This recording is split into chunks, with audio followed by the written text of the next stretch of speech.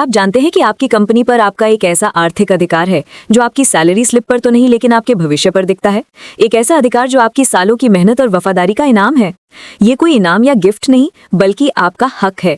ये है आपका statutory right, the payment of gratuity act 1972 के तहत। ये कानून भारत के सोशल सिक्योरिटी फ्रेमवर्क का एक मजबूत स्तंभ है जो कर्मचारियों को उनके करियर के अंत में एक फाइनेंशियल सेफ्टी नेट प्रदान करता है। इस कानून का लाभ पाने के लिए आमतौर पर 5 साल की कंटिन्यूअस सर्विस यानी निरंतर सेवा जरूरी है।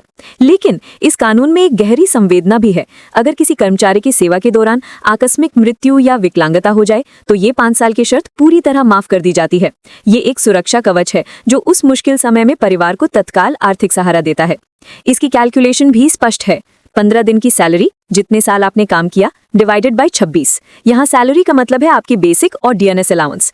इसका टैक्स एग्जेम्प्ट मैक्सिमम 20 लाख रुपए तक है और कानून आपके पक्ष में है। अगर आप 7 साल और 7 महीने भी काम करते हैं तो उसे पूरे 8 साल माना जाएगा। एम्प्लॉयर को आपकी ग्रेचुइटी आपकी एम्प्लॉयमेंट के आखिरी दिन से 30 दिनों के भीतर देनी ही होगी। अगर इसमें देरी होती है तो उन्हें 10% सिंपल इंटरेस्ट के साथ पेमेंट करना अनिवार्य है। यही नहीं, नॉमिनेशन का नियम ये सुनिश्चित करता है कि आपके बाद ये लाभ आपके परिवार को ही मिले।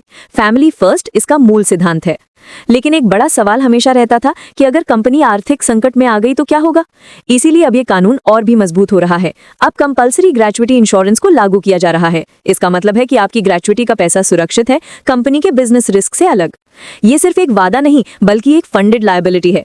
ग्रेचुइटी सिर्फ एक लमसम पेमेंट नहीं है, ये आपके समर्पण, आपकी निष्ठा और आपकी लॉन्ग सर्विस का सम्मान है। ये एक विश्वास है कि आपका भविष्य सुरक्षित है।